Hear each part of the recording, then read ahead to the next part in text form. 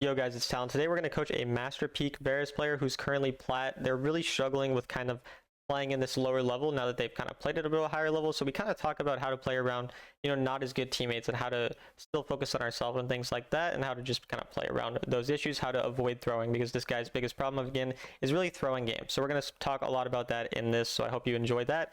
I do coaching, by the way, as a sovereign autofill rank 5 player. For just $15 an hour. Link in the description to that, or just add my Discord, Talon1169. But yeah, let's get right into the video. Never build collector again. That item sucks. Just Oh, don't build really? it. Edge is a horrible item. I mean, like, especially like building a last item is like. So the problem with building so much flat pen like you have in your build here is flat pen is much better early game because people have less armor. Therefore, you're taking away a larger percentage of their armor. Does that make sense?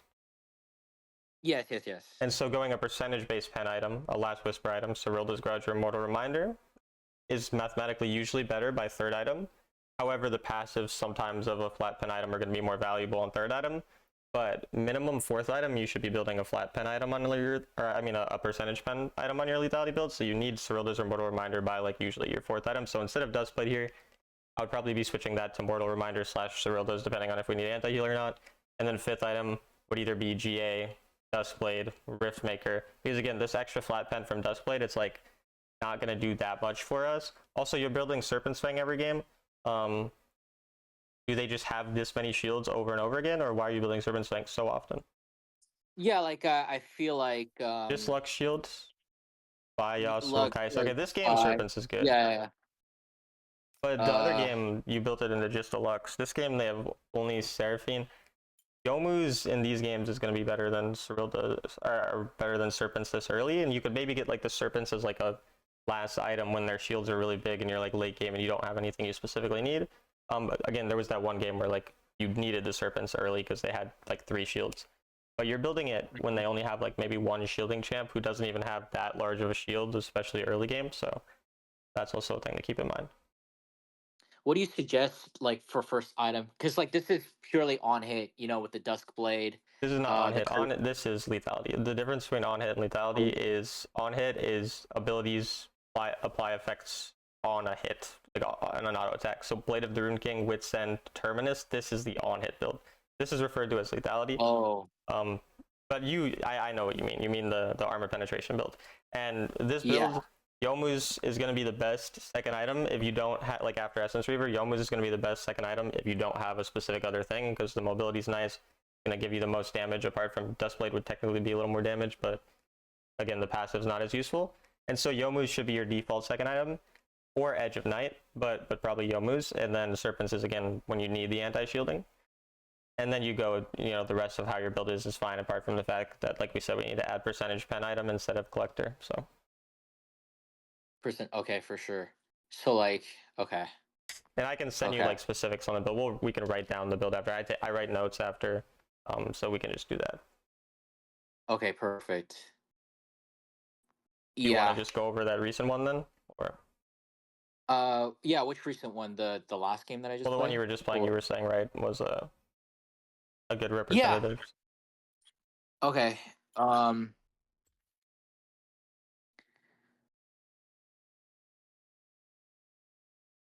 I mean, yeah, we're in like half gold lobby, so it makes sense that there's a lot of weird things going on.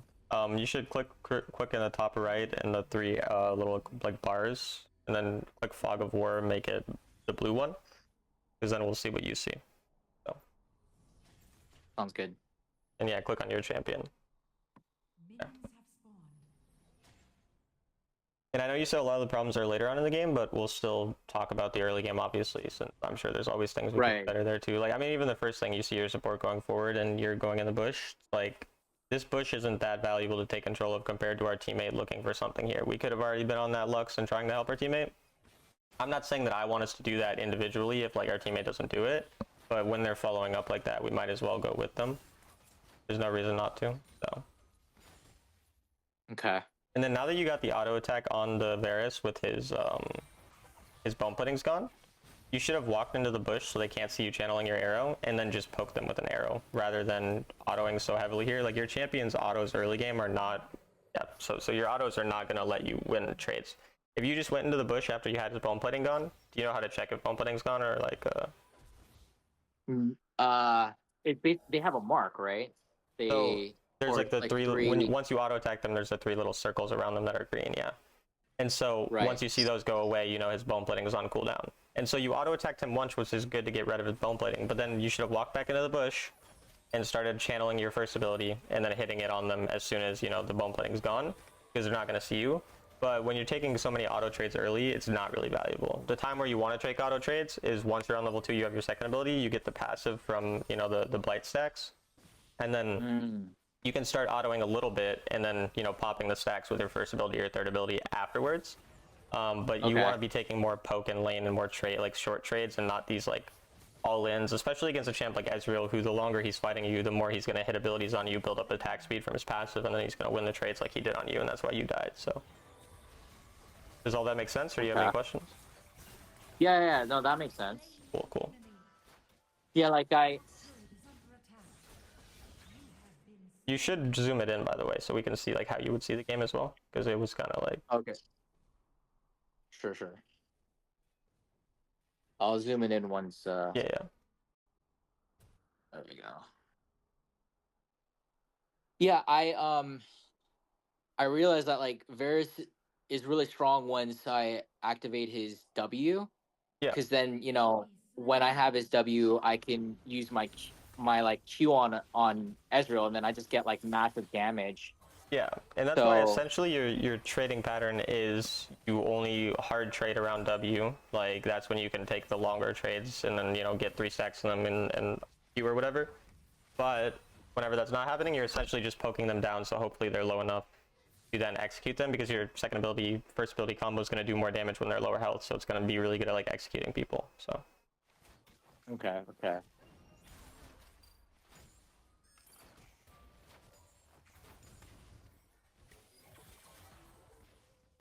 And then yeah, here we could have been walking up again in the bush and starting to poke them. His bone plating just got popped. He's level 4 and you're level 5. Like that's like the biggest power spike that your champion could possibly have in lane.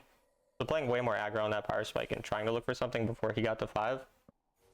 And trading when your teammate walked up. Like if your teammate's walking up to trade, there's no reason for you to not walk up and be on a horizontal line with them. Obviously you don't want to be next to them, but you want to be on a horizontal line so that if they auto attack your teammate, and you can auto attack them and vice versa. Like they can only hit one or the other, right? They can't hit you both.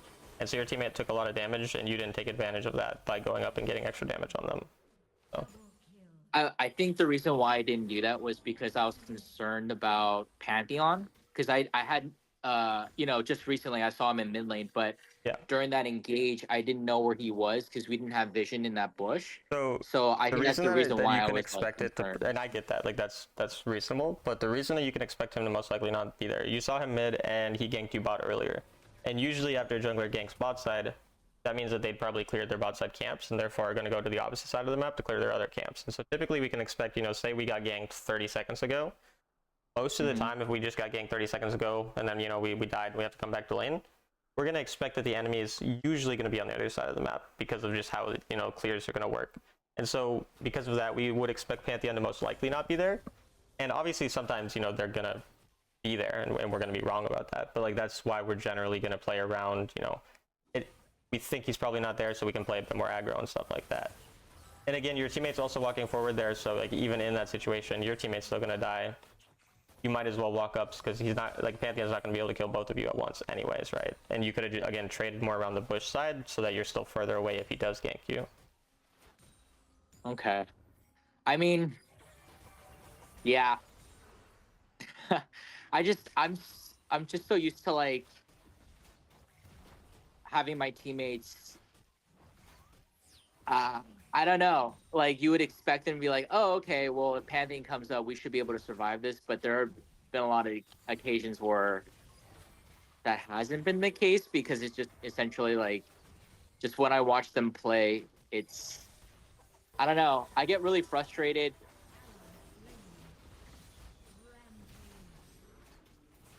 Yeah, and I mean, sometimes it might not work out like that, is going to happen. Like it's generally though on Varus, I mean, we're going to want to be making more aggressive plays to like be able to carry games because his early game is very strong. And also like if we play really passive, we might as well play like Zeri or a scaling champ. That's just going to be a lot more effective, like when we get later in the game. But I mean, it's going to be frustrating. Your teammates are going to make mistakes, and it's going to mess you up, and that's going to happen. You know, like it's unfortunate, but that's just how it goes. Yeah, I think because I was really thinking about in terms of coaching how I can really utilize you to help me in terms of my gameplay. But I really thought about I was just like, you know what? I think a lot of the reasons why I lose is because there are a lot of opportunities within the game where I feel like, okay, this is an opportunity where we should be able to win. We should be able to win these matchups. Yeah. But we end up losing them, and I get so like inted because it's just like, why are we losing these fights, right? I messed up my ult there. I was trying to ult Pantheon, but I accidentally hit Ezreal. Uh-oh. It worked out fine. Yeah.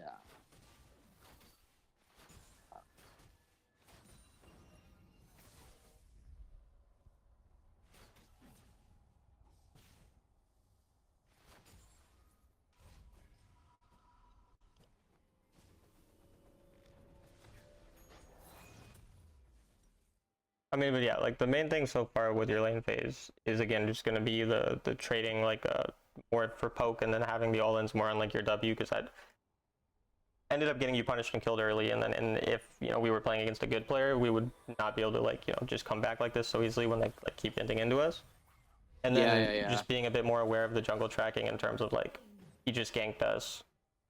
He's probably not on this side of the map at this point, so we can be a bit more aggressive. And also again just trading around your teammate going up, because even if your teammate is inting and making a dumb play, in most situations you can still walk up and auto attack to get some trades on the opponents, so they're not as likely to kill your teammate, because they can't kill us both at once. They can only choose one target, and oftentimes also when you have your flash and your exhaust, you can be even more aggro in these scenarios. And obviously if we have none of these spells, sometimes we just have to be like, okay, our team's inting, we just gotta let them die. Should I have just stayed in this lane? I mean, Or yeah, but going for this turret is like kind of scary because you don't know where anyone is. I don't think we've seen Pantheon recently. Like that scared me. Like in terms of, I don't know if that was the most effective thing. I mean, it worked out, so that's great. At this point, I would recall and go mid probably. I don't know if you have gold for something. If you have gold for something, I would recall first and then go mid. If you don't have gold to buy anything specific, then going straight here is fine too. But okay. and then you should just go around instead of going through this like angle, because this angle is kind of just like you could get zoned off of. But Right. yeah, I mean at this point we're mostly just sitting around in mid. Like if we can, like we want to ping our teammate and try to have him go mid, but because we're low elo, we're gonna have to cover bot lane a lot of the time.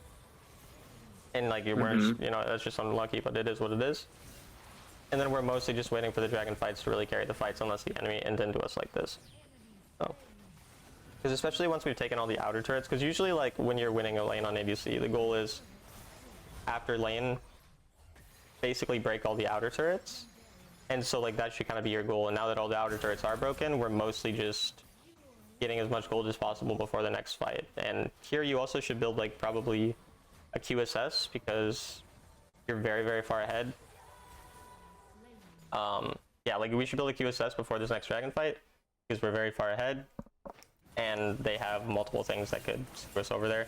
And like again, staying up really what's up? What's QSS? Quicksilver enchant. It's the one that stops. Oh, okay. Yeah. I see. But also, yeah, overstaying here, like when our teammates have already kind of backed off and we don't know where the enemy is, when we have a big shutdown, is like a really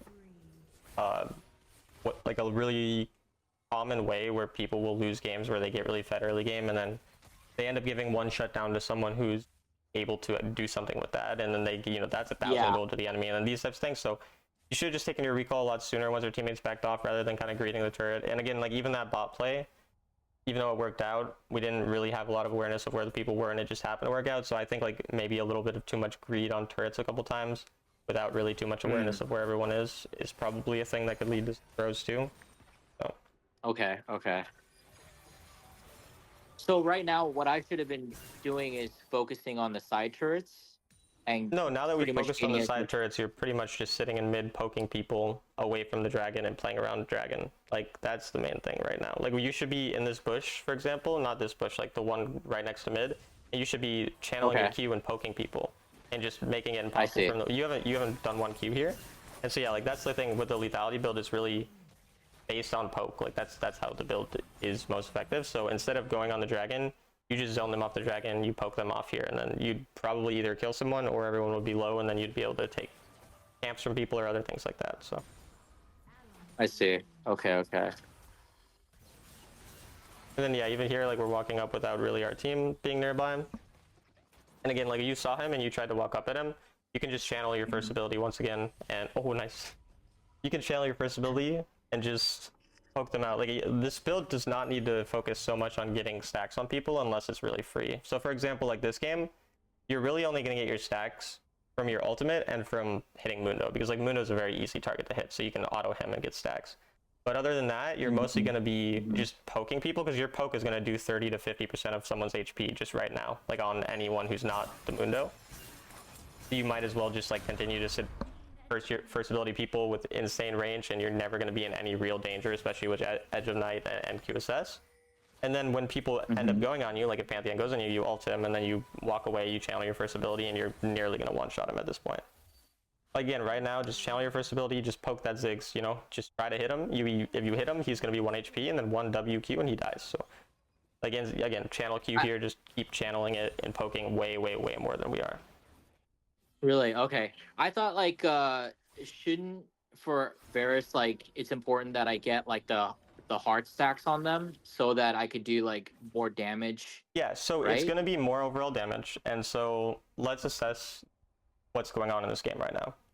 Right now, we're up 10,000 gold. We have no objectives up.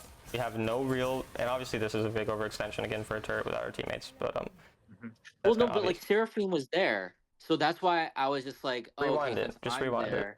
it. We can talk. We have 2 things to talk about, so we should probably rewind this and then pause it, and we'll talk about each point. Okay, so rewind it one more time, and then okay, just pause. Pause. Okay, and then there's 2 things. What was the first thing we were talking about again? We were talking about the channeling the first ability more often, and so we'll talk about that, and then we'll talk about this after. So you're up 10,000 gold. You just need to play safe until the Elder Dragon comes out, right? We have 5.5 minutes till Elder Dragon comes up. We get Elder, we get Baron, we win the game. That's the way we're going to end the game. Okay. So what's our purpose? What do we want until then? We want to not throw. You know, if we have a 10k gold lead going into Elder, we're happy. We don't need to, you know, we don't need to make it 15k. We don't need to make it 20k. I mean, unless they like give us free stuff. And so when we're this fed, channeling our first ability from long range is literally going to do half HP to every single squishy champion. And so, sure, you're going to do more damage if you auto-attack them 3 times, but you're also putting yourself in infinitely more danger, allowing you to have a much, much more likely possibility of throwing the game, where we're already so far ahead. And so it's just like risk versus reward. It's like, sure, you're going to get slightly more damage, but it's way risky for no reason when we're up this much. Additionally, the way that you're building, the way armor penetration works, it increases the damage of your abilities, and that's the value of this build. If you wanted to play an auto attack based build, you would play AP build, or you would play, because your stacks are AP, so the AP build makes your stacks do way more damage, or you would play the on hit build, which is the auto attacking one. And those builds are better into tanks, because it's really easy to auto attack tanks, and then you get stacks very quickly, and your stacks do more damage with those builds. With this build, your abilities do a ton of damage.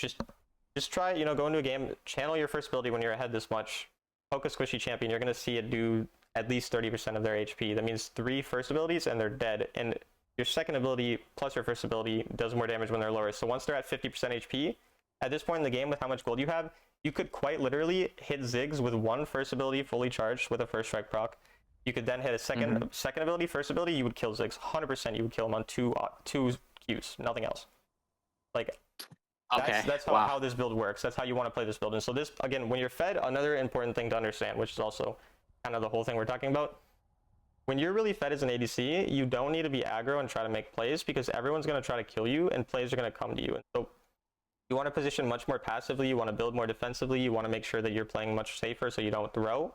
And when you're more behind on the ADC, that's when you're looking for, you know, your flash ults on Varus, you're looking for baiting someone's, whatever engage so that you can then flash it or Q assess it so that your teammates can collapse on them. But when you're this far ahead, as long as you're alive and you're just poking the enemy out, you're never going to lose. Does that make sense? Do you disagree? If you have any questions or anything? Yeah, that makes sense. You said build more defensively. Like, what do you mean by that? So QSS after third item, for example, because that's a defensive thing, right? Instead, when we're more ahead, or when we're more behind, rather, we need as much damage as possible. So we don't have the luxury of building like a QSS or a stasis. So we would forego that until later on in the game when it was really necessary. And then Edge of Night is a defensive item as well, where it does less damage, but it's more defensive. So say you were really behind, and you already knew you were behind by your third item, well then maybe you would go Essence Reaver and then Yomu's second item, and then you would go Duskblade third item or Mortal Reminder third item instead of Edge of Night, right? And then Edge of Night would be fourth, fifth item. So that type of thing. I see. And so with this lethality build, I don't necessarily need to proc an auto attack to kind of get maximum damage. Like this to get maximum that damage, you do. Right to get the damage that your champion actually needs to kill people, you don't. So it's a luxury. You don't need to think of it as something you need to do with this build. It's just a luxury if it's free and easy to do that you'll do. And it's also into tanks, it's more important to do it, right? When you're into tanks, auto-attacking them more often because you're going to need that extra damage to kill them. But when they're squishy champs, Ezreal, even Pantheon, Ziggs, Lux, these champs will all die super quickly anyways. So does that make sense? Understood. So yeah, so it's basically like I should be queuing a lot more often, and just trying to get like in a position where I'm able to, hit them with my first strike and my Q and just basically poke them down. Yeah. And I'm not saying you can never auto attack people. Like if you just have to keep track of spells here. So for example, say we're in a fight, what are the things that can really kill us? Well, Pantheon Stun and Lux Root are the ones that can CC us and insta kill us, right? So if we have our flash and then we see Pantheon Stun and Lux Root, those two abilities are out. Now auto attacking is free because these champions can't kill us, right? And so now if we're ever in any danger, say Ziggs hits a couple Qs on us or Ezreal, whatever, we can flash out because we still have our flash. And those spells that can actually hard CCS are gone. So when you see these spells out, these, say Ziggs ultimate, these types of things all go out in the fights, well then you can start walking up and, autoing more aggressively because now these things are out. So basically you're poking early on to make the fight better to start. And then when the fight kind of breaks out and more things are gone, that's when you start, going more forward with your autos and stuff to get the actual maximum amount of damage. I see. So like basically if I see Lux Root, like she misses her route and Pantheon doesn't target me but targets a different champion for his stun, that gives me free reign to basically auto Q. Auto Q, ultimate, do any, whatever combo is going to work. And that's obviously every game you have to go and do it, finding out what are the champions that can kill me, is there a Riven, whatever, and then you go in, deciding on that in that game, right? Right, that makes sense. Of course, yeah, that definitely makes sense. Okay, so then you can start the replay because now we have the second thing you wanted to talk about, which was the Seraphine. So Seraphine's here, so walking for the turret at this moment is fine. I don't have a problem with this. And then she runs away, we go for it. Okay, honestly, yeah, you're right. Like, and then we see him. So like, yeah, no, this is kind of just unfortunate. And it is what it is because there's no objective. Like, I mean, there's a Baron, but I don't think we're going to lose it. You're right. Like, that's whatever. And the thing is, like, I think in game, I was like, okay, I see Seraphine around me. Yeah. So like she was the one pushing that wave up. So I was just like, okay, I'm gonna come and help her because I thought. Yeah, and there's a low turn. No, that's an understandable thing, and these things happen sometimes, and it's gonna lead to a mistake or to like a lost Baron, but that's a little unfortunate because they collapse really quickly. The Mundo shows up, and then the Pantheon ult. So it is kind of unfortunate, yeah.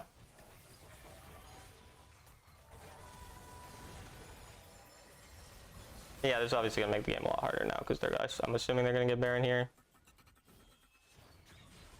So yeah, because like I died, I'm just gonna pause it here. So like since I died, the enemy I feel like has a sense of momentum, right? So like they kind of grouped up, and basically they're gonna take Baron, or at least they should try to take Baron at this moment. Yeah, and these types of things are going to happen in games. Like, you don't need to, like, we're still going to be ahead 4 or 5k gold at the end of all of this. We're still going to be in a good spot, and sure, it's going to be worse than before, but again, there's a lot of smaller mistakes we spoke about earlier that could have again led us to like, even if you were again we're poking people out here like earlier on, they can't pressure us as hard. There's all these other things, and then again, sure, like it ends up not working out here. It's unfortunate. It's not really your fault, but the enemy usually are going to be as bad as your teammates, and so you see how your teammates were bad enough to not help you there, but then the enemy are bad enough to not go for the Baron after that, and now you're still up 7k gold, right? Does that kind of make sense too? Yo, yeah, that makes sense. Okay, and then here is where we're using our spells way too aggressively and we're playing way too far up. And so again, this is what's going to really be like the bigger issue here.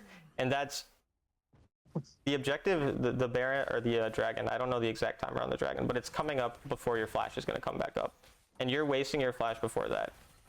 The reason that this is not really going to be a great thing to do, one, we don't know where everyone is, so you're going very aggro despite not having awareness of where people are, which you can't do when you're fed. You can do this when you're not fed, but when you're fed, you can't be going super aggressive and trying to make crazy plays because you're just going to win if you just deal the proper amount of damage, you play the fight slow, you play it properly. And so when you're going in really early like this with your flash and everything, especially when the dragon's going to come up, now you're going to be weaker for that dragon and you're likely putting yourself in danger anyways. Does that kind of make sense, like why we shouldn't be doing things like this? Yeah, I went like really hard there. Yeah. I saw, yeah, I just went like super hard, and even though I got a kill, like I think the most important thing is that I'm alive because I have the most gold, I have the most kills, so like Yeah. the most important thing for me is to make sure that I'm around when the most important things are happening. Like for example, like Baron plays or Dragon plays. Like I need to be alive for those stuff. Yeah. So that I can You be should able zoom to, in again. You keep zooming it out. Oh yeah, sorry. You're good. But yeah. Okay, and randomly starting this, I don't really know if I'm a fan of this. Like this is just a possibility of losing the game. Like I'm pretty sure it's gonna work out. But I don't see any reason when we're ahead this much to try to flip a Baron when their jungler is alive. Like we're in low elo. Flipping objectives in low elo is just not something we want to do. And so even if your team continued doing that and you couldn't control whether or not they do it, you just need to be poking people out so that they're getting pressured off the Baron rather than just autoing the Baron like that. And also Yeah, we it's should like have super risky. it's just risky, and when we're ahead, we don't make risky plays. Again, it's the same logic as the builds. When we're ahead, we don't make risky plays and we build defensively. When we're behind, we make risky plays and we build for damage because that's how we're actually going to come back. Like basically, anytime when you're behind and you make a 50-50 play, well, that's increasing your chance of winning because it has a 50% chance of being beneficial to you, and you had say a 30% chance of winning at that point. Well, then that's obviously going to be more beneficial. But if you have a 90% chance of winning and you make a 50-50 play, well, now your chance of winning went from 90 to like 80, 70, because of that play that we're making, right? So. Oh, I agree 100%. And I just feel like, during that time, 4 enemies were down. And I feel like pushing the turret right there would have been the perfect, like, that should have been the play. Like, Okay, so let's rewind again and go through the decision making that goes in there. So we got a T-Rex. Rewind one more time and then we can and then pause, and then we'll just pause. So this is even way farther up. Like even before this, it makes no sense, but okay. Like yeah, just pause here. Pause. And then okay. So first thing is we have one teammate. 4 of them are dead, but a champion with a global ult is respawning in 8 seconds.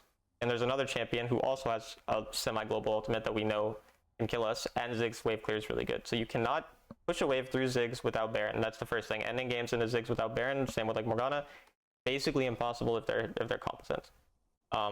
Additionally, your teammate's not here, apart from one being kind of near you but not very near you.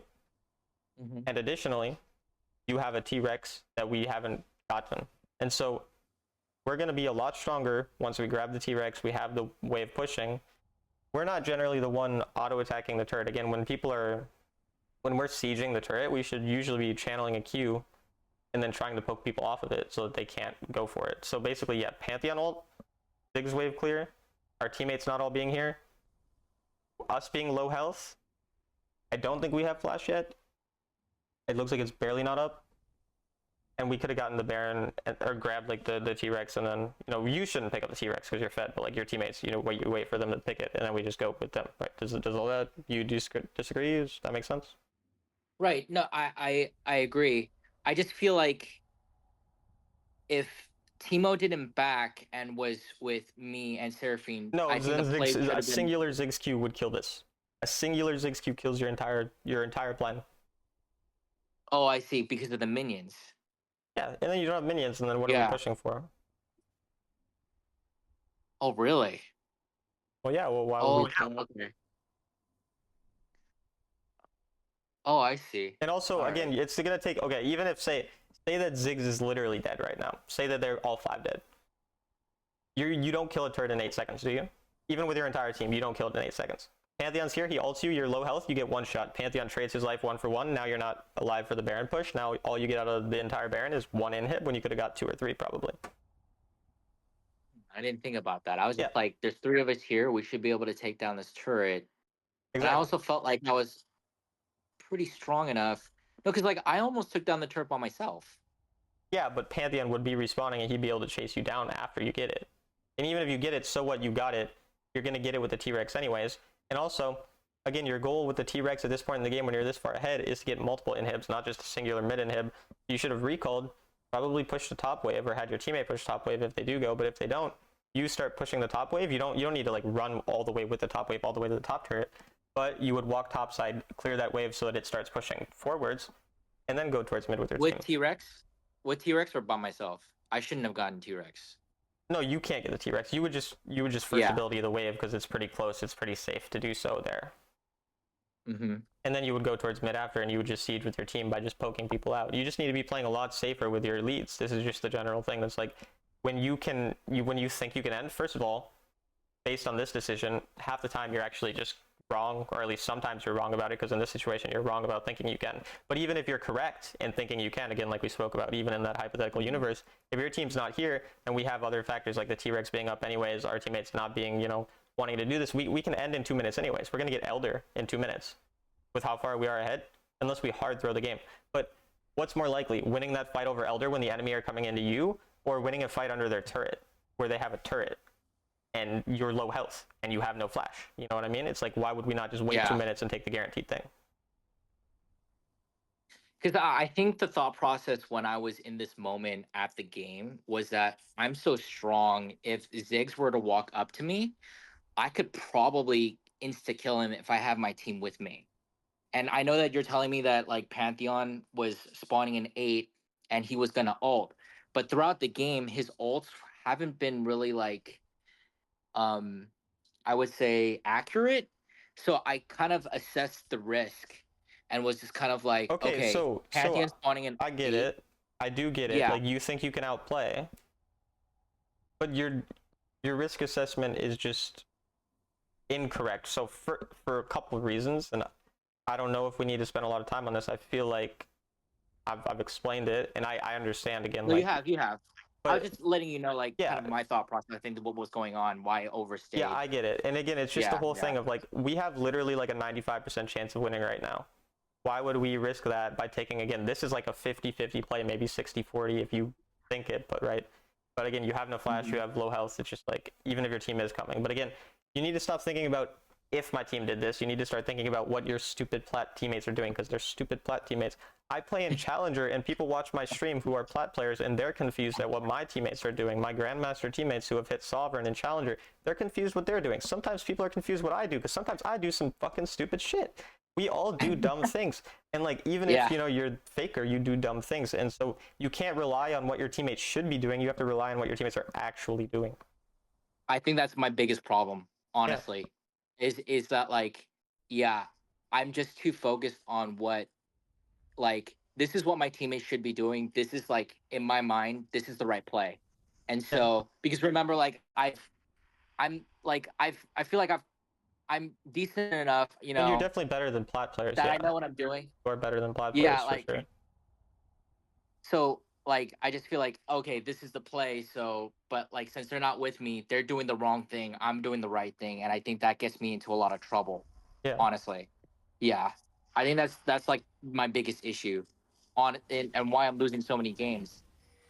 Yeah, but I still think it's important to acknowledge that that's not your only issue, because it does seem in some ways that you're like not taking enough blame for how bad these plays are. Like, this is a throw even if an entire team is here, and like, we shouldn't be doing these things regardless. And so like, yes, like you know more than your teammates, but you're still having a lot of like fundamental things that you're making mistakes on that I need you to like actually be aware of and be willing to improve on, alongside the fact that you need to also be aware that your teammates are going to be even dumber and make even more stupid plays. Because again, this was a mistake regardless of if our team was, you know, Faker and Zeus. Like, it was still a mistake. So we need to acknowledge that as well. Oh, I do. Yeah. I definitely do. Cool. Yeah, that I definitely see the wrong, because like, yeah, it's like I am making a lot of mistakes, or else I wouldn't be losing so much, you know. Yeah. So yeah, And again, like, it seems like a lot of your losses too, even like from your match history, is like losses where you have a ton of kills, but then you also have say 6-7 deaths when it should probably be 3-4 deaths. And it's like, again, a lot of the things is just changing your mindset when you're ahead versus behind. I think is like the biggest thing for you. You're just kind of playing extremely aggressive all the time, trying to make a lot of plays.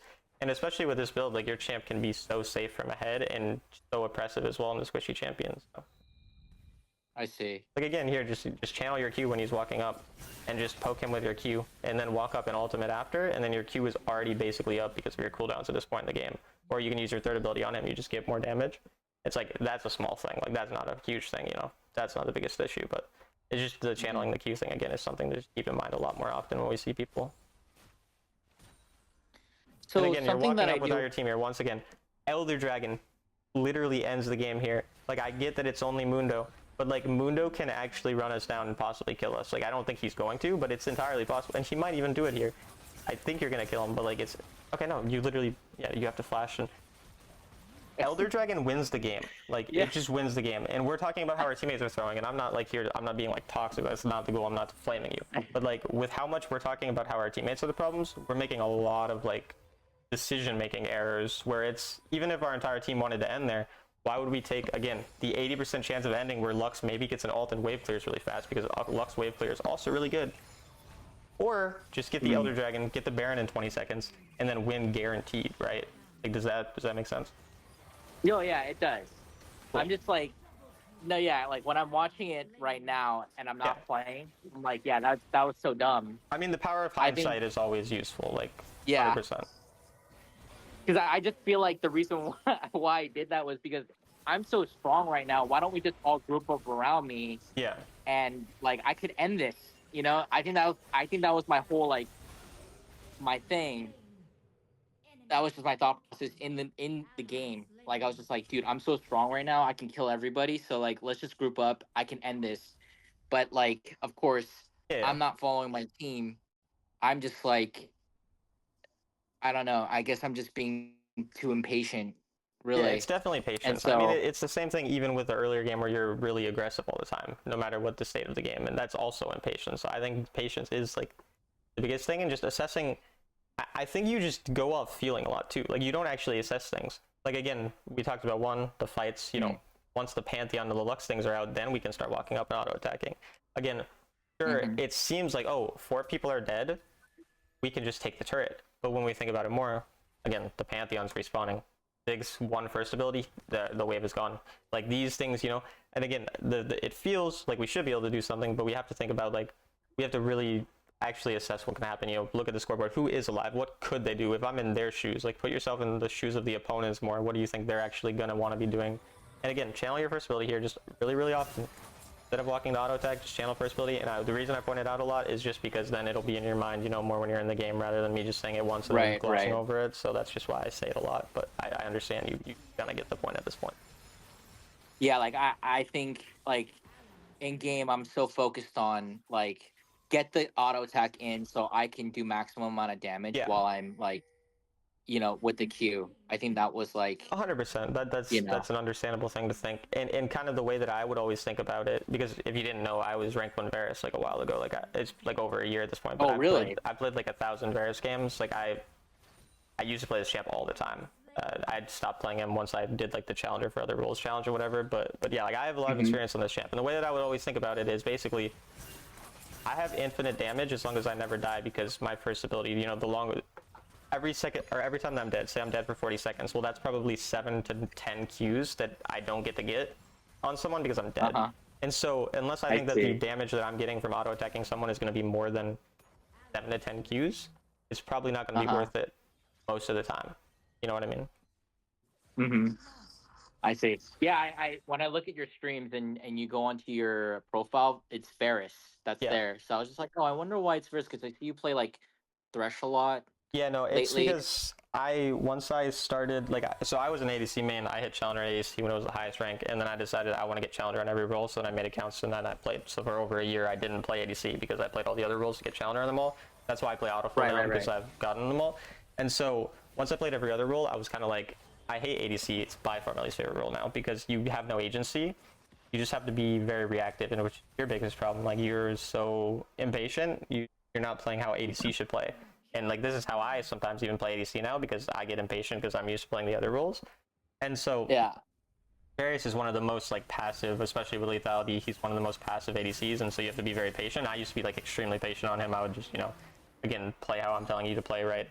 And Yeah. now I like aggressive champs. I play Tristana or Xayah now, and when I'm in ADC and I don't like ADC even playing those champions, I definitely like playing way more aggressive things. So I also think like because if I'm playing against masters or people who are, I would I don't know better, yeah. be at a higher skill. I don't think I would be playing like this to tell you the truth.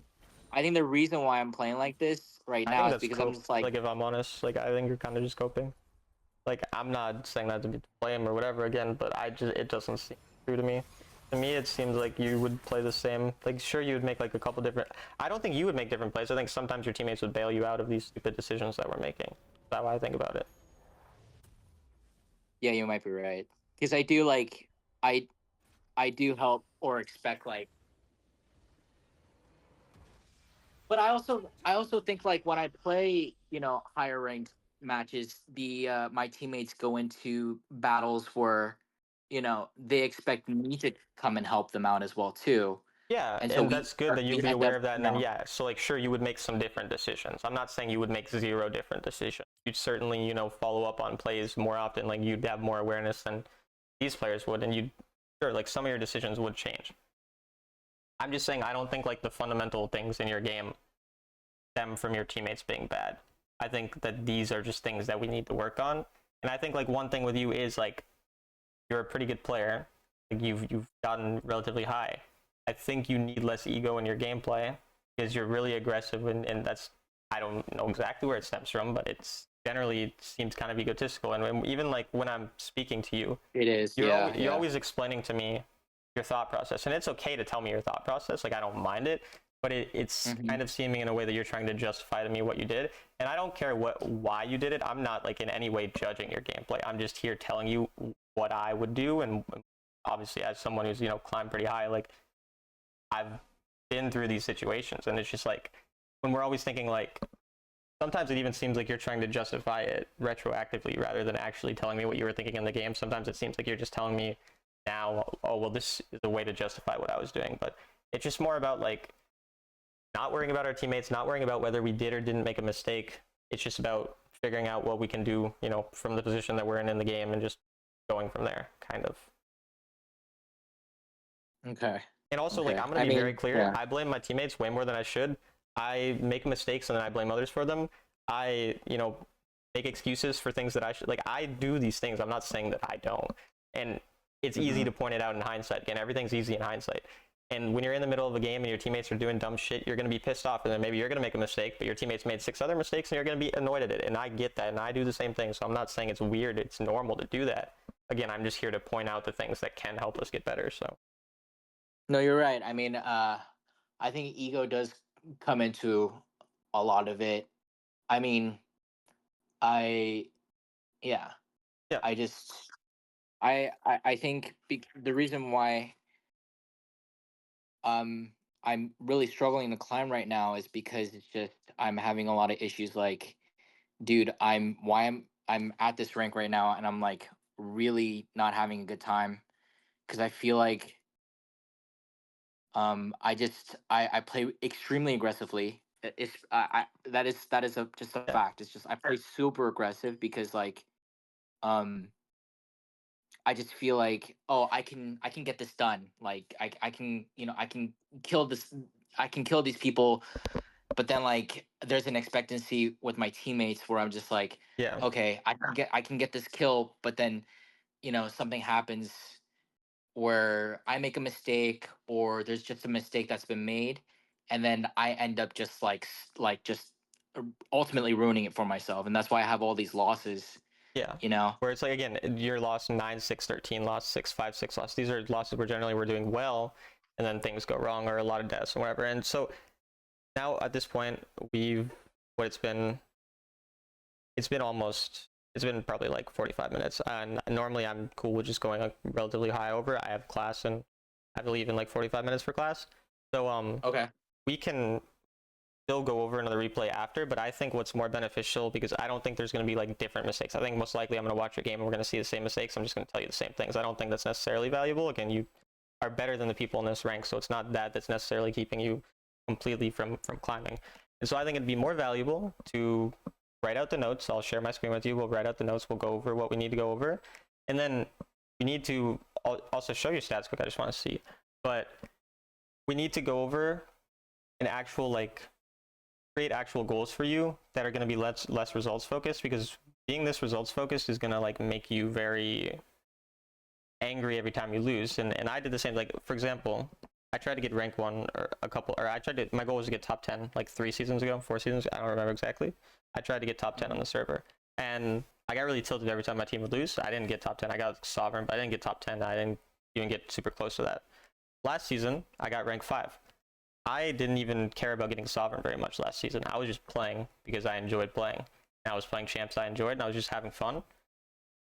And then I was able to climb way higher with a higher win rate, doing better. Like, it's like when you're not concerned with these, stupid things, it just makes it easier. And so I think setting specific goals of things we want to improve on, and like no rank specific goals, and making this entire season focused around getting better and learning how to carry these people, rather than it being focused on a rank. And then, after this season, maybe the next season you go into it with a little bit of a specific rank goal, and then it has to be longer term rather than just being focused on like the next month or whatever, for example. I see. If you want to show your stats quick, I'm just curious to see like my stats. Yeah. Yeah, it's not very good right now. So we play a lot. So this is good because you play a lot so that you can actually climb. So if you didn't play a lot, then it'd be like, okay, well, this guy's plat, but he doesn't play much. So, okay, let's look at your stats. You have 917 gold per minute. That is absurdly good, like insanely good. I mean, the best ADCs have like 1,000. Obviously, that's, you're in lower elo, so it's like easier to get gold, but it's like still 917 is enough to easily carry like every game. 30k damage, a lot of damage. Your KDA is 3.9. When I used to be a Varus one trick, and again, this was like over a year ago, mine was like 6 to 7 all the time. And that's because I played really like, safe. And so again, like the safety thing, that's really like what even our stats indicate to us. And when we're winning, we're getting a lot of MVPs, we're getting a lot of S ratings, we're playing good in these games. It's just like, and also, what is the champ pool this season, by the way? I'm sorry, could you repeat that? What is your champ pool this season? Like, is it just Varus, or what are we playing? So right now, I've been playing a lot of Draven, Zeri, Varus, and then I jungle as my second. So when I do jungle, I play Vago, Okay. Lee Sin. All right, that's a good champ pool then. There's no issues with that. I mean, first thing we'll just talk about with the build, obviously this was Varus, so it'll be more Varus specific notes. I mean, he's the best HC in the game anyway, so it's good. But for the builds, so when I say flat pen and percentage pen, does that make sense to you when I type it? Yeah, actually, I remember asking you on stream the difference Okay, between cool. flat and percentage pen, and you explained it to me, so I really appreciate that. Cool. Okay, so then, flat pen, percent pen, flat pen, fence / rift maker, and I'm just typing it this way, and then I'm gonna type the like order of what we want to build in terms of flat pen. So best flat pen item is Yomu's. Go Serpent if lots of shields. Go Edge of Night if lots of single target stuns. So like Twisted Fate, Ash Ultimate, things like this. Duskblade is second best damage, and collector sucks. So I think hopefully this makes sense. So basically, Yomu's is the one that we go as our first flat pen option if we don't have anything else. Serpents is the one, obviously, of lots of shields. Edge of Night defense. Best play damage. So basically say that we're not worried at all about dying in the game. It would be Essence Reaver, Yomu's, Mortal / Cyrilda's. Then it would be Duskblade. Then it would be either BA, Riftmaker, this type of thing, Ma. And then again, say we needed obviously Serpents, it would be Serpents, okay. And then here on the second flat pen now would be Yomu's. Unless again we needed Edge of Night now because of the situations we spoke about. Does all that kind of make sense? Yeah, it makes sense. And then obviously when I say percent pen, that it's Cyrilda's or Mortal, and Mortal when you need anti-heal. So. Okay. So yeah, now going into kind of the gameplay thing. So early game, on level 1. Maybe 1 auto to proc bone plating. Okay. But mostly focus on getting level 2 first. And on going into the bush, handling Q, and poking enemy. So does this point make sense, or any questions on that?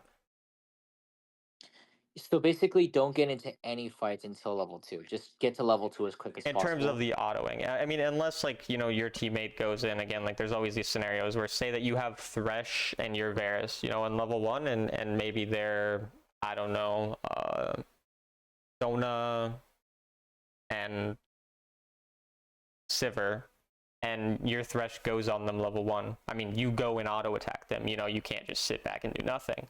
But generally speaking, when we have control over what we do, this is how we want to play it. And even level 2, you don't necessarily just need to insta auto attack people 24/7 now. It's just now okay, now we can actually win auto trades because we have, we hit 2 W's or 2 W autos on them, and then we back up and we still have the W going, and then we Q them, and now we have 2 procs of our blight stacks. They're called blight stacks if you didn't know. And then the Q pops those, and so now we're gonna actually win that trade. You know what I mean? Yeah. Okay. Cool. Okay. Then again, stay on a horizontal line with our support. So basically, if our support's going forward, we're going forward. When they're backing up, we're backing up, because they can't auto attack us both at the same time. And even if they end up going on us, and this is all again situational, because sure, sometimes your teammates just straight inting and their jungler's nearby, and you just ping retreat, and you just have to try to hope he doesn't hit. I'm not saying literally always. I need to make this always very clear. There's always situations where it's different. But as a general thing, we need to, when our support walks up, we need to at least get some auto damage traded onto them, even if we know it's not going to result in a positive trade, because they're going to be focusing our support anyway. So he's going to, die anyway, right? So if I'm paired up with a Nautilus or a Thresh, or just kind of like a tankier support, and they're overextending past the minion line, I should still be on a horizontal line with them? Ideally, because they're going to be targeted most likely. Now, it's like a teeter-totter type of thing. So you'd walk forward to try to auto attack to keep your teammate from straight dying. But then maybe they turn their attention to you. Obviously, you're going to be backing up. Maybe you're going to have to exhaust them, right? Maybe you even just walk forward to exhaust the ADC so he doesn't kill your teammate. But another thing you can do when your Nautilus or your aggressive champion is walking forward, you could channel your first ability, use it to clear the wave and simultaneously hit someone. And then that wave is going to start pushing into them. So then you're going to be pushing the minion line closer to their turrets, so your teammate's not overextending as hard. You know what I mean? Does that kind of make sense too? Mm-hmm.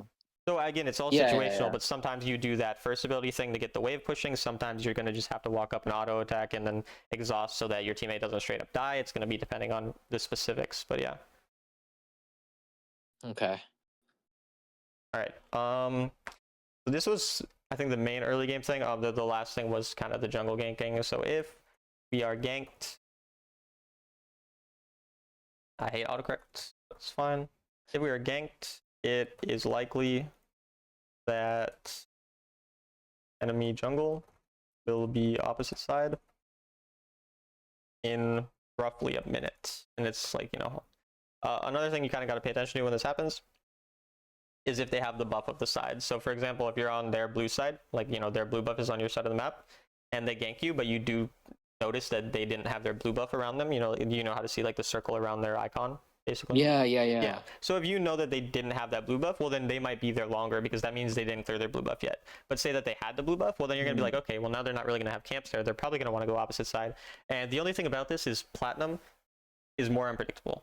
So it's more often that you get re-ganked by someone doing some dumb shit, but that does also lose them gold. And obviously we got to play around the ways that, you know, sure, sometimes it's not going to work out, but in the long run, keeping jungle tracking like this is going to make us able to play more aggressive on better timers, and obviously also trading around our junglers, ganking and like farming as well is helpful. So. That's good advice. Yeah. Okay. So now we're kind of thinking more about the mid to the later parts of the game. Actually, there is this one thing that we also talked about, which was after we take turrets, try to get the other outer turrets. Which I don't think it needs much explanation. We spoke about that being our typical goal. And so now, again, going into the later parts of the game, channel Q and poke people much more often. Wait until dangerous abilities are gone. Again, the Pantheon, Sun, these types of things. And then go to auto. Additionally, into tanks, it is more important to auto and pop stacks compared to like squishies. Mundo. Yeah, exactly. Like the Mundo. Again, in that game when the Mundo walks up, we can auto him a bit more, especially because Mundo doesn't have CC, so we're not as worried about him just straight killing us as well. Versus obviously if it was a Leona, like walking up and autoing her if we don't have QSS is dangerous, which is again where the QSS thing comes in. Which is where the next point comes in, and obviously, again, stop me anytime you have questions, but the whole both building and playing differently based on the game. So build defensively from behind, or win ahead, rather, and build more damage, win ahead, or win behind. So I fucking am confusing myself. Build more damage, win behind. Okay. And then play more aggro, win behind. Really? Play more passive, win ahead. Again, it's to say that we spoke about this pretty extensively. You take more risks, you play more aggro when you're behind, because if you have a 50% chance of the play working out, but you have a 30% chance of winning the game because you're down 5k gold, well then all of a sudden your chance of winning went up because a 50% chance of it working out means you have a 50% chance of a positive outcome, when normally you should only have a 30% chance of a positive outcome based on the fact that you're losing the game, right? Wow, I mean, I would switch that, yeah, like from how I was. That's how playing you, before. right? You're always like, Yeah. push my lead further. And again, everything is situational. This is not, I'm not saying every single game you got to be a little, you know, baby back bitch just because you have a 5k gold lead. Like, you are allowed to make aggressive plays when you see things that actually make sense. So again, if you see these spells out, if you see enemy ultimates out, you can start playing more aggressive. And so it's way more nuanced than what I'm writing here. I'm not writing, you know, a note for every single possible circumstance. And you get that, of course. And so the reason that we say this again is because there was a situation, 16 minutes, you went for an inhib where you could have waited 2 minutes for Elder, and we're still going to have a more likely chance of winning, because once we get to that Elder, the Elder helps us end, and then we can get the Baron off the Elder. Whereas when we're not using game-ending objectives to end the game, and we're just trying to end, you know, we're trying to raw dog the end, like that's not as good. You know what I mean? Like, does that make sense as to why? Or no? Yeah, no, because that's how I've basically been playing, and that's why I'm on a crazy ass losing streak. Yeah, because again, you get rock, leads like, most of the time. hard. Like, yeah. And it's again all situational, and we get this, but yeah, generally it's just like, if we don't die, especially as an ADC too, when you're an ADC, if you just don't die once you're ahead, then like you're gonna be able to turn around fights so quickly. Like, Varus can one-shot someone in like a second when he's ahead a lot of gold, or like in the mid game, right? And this also depends too on the point of the game. So I'm not saying like, you know, you get a 500 gold lead early on in lane and now you got to be playing passive. Like, you're still going to be pushing that lead in the early game, because the early game is the time to really get that gold lead, where deaths are less punishing because you're not throwing anything. You're maybe losing a dragon max, like you're not losing crazy stuff, right? And so you can look for these more aggressive plays to get big leads early, but like, you know, once second, third dragon's up, once there's a Baron up, right? Like then our deaths become way more impactful because now if we die, the enemy might get a Baron or other things like this, right? So Right. and also once we have 7-8 kills, you know, that we're worth 1,000 gold, and we really can't be dying there as well. Or at least if we do die, we have to get something for it. Mm-hmm. Yeah, that's pretty much how I've been like losing, is that we've been winning early to mid, and then like the matches that we should be winning, I end up losing. Yeah. Because I'm like, you know, being this really aggressive and yeah. Exactly. And so, yeah, we flip that kind of in our mind. And again, we also, we want to understand there's always nuance to the game, but generally speaking, that's how we're going to think about it from now on. And it'll definitely help with throwing less. And then on objectives, focus more on poking and zoning rather than securing the objective. Are you good, by the way? I don't know. I heard noise in the background. Me? Oh yeah, I'm good. Okay. All I'm saying, just so for this, generally speaking, on objectives, we want to, you know, poke and zone people more. Again, there was the time at Baron where you were flipping that Baron when you should have been poking the people, and there was also the time on Dragon where you tried to do the Dragon rather than sitting in that bush next to mid and poking out the Ziggs and people like that. Do you remember those scenarios? Mm-hmm. Okay. And so again, sometimes your teammates are going to be doing the objective, and you're Varus, so you have a good smite. And you know you can't stop them from flipping it, and in that scenario maybe you're going to want to just, you know, try to secure it because your champion does so much. And so I'm not saying again every scenario you do this, but as a general thing, this is what we want to do. And so 12 kind of along those lines, being what happens if like your what happens if your teammates make a bad Baron call and all of them are there and like, you know, enemy junglers up, and you just have that game sense that of course the enemy knows that you're doing Baron, so they're heading towards that way, but you're like midway through. So it's pretty low, it's getting low, and now you know like there's no way your team's gonna get off it, right? That's what you mean? Yeah. So in a situation like this, yes, super risky. Varus is an amazing smiter, and so that's why Varus is kind of going to be able to bail you out in a lot of these scenarios when your teammates are idiots.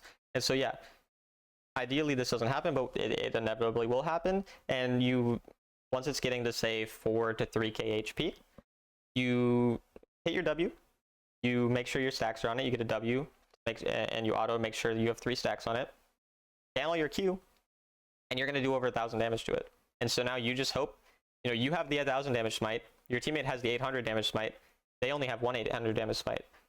You have a higher chance of getting it. So your champion is going to be pretty likely to secure that. And so just at that point, you just got to try to secure it. So around 3k.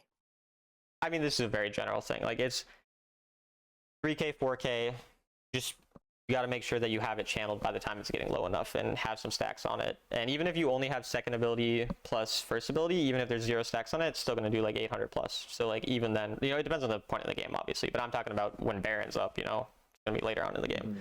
But if you have 3 stacks on it, W and first ability channeled fully, you can, I don't know exact numbers, but low-key like 1400, like, and you'll figure that out. Okay. You'll get used to it. You know, again, you can even go into practice tool and test that. Like when I used to play jungle, when I was doing like solo queue challenger jungle, I would go in, I played Camille and Zinjao mostly. I would literally just, on every item, every level, I would test what my smites do. And so I would know exactly what my like, you know, second ability plus smite combo would do. And then I would be very aware of that. So if you want to go into practice tool sometime so you can have the more specific numbers, you can figure that out as well. Okay. Yeah, that's good advice.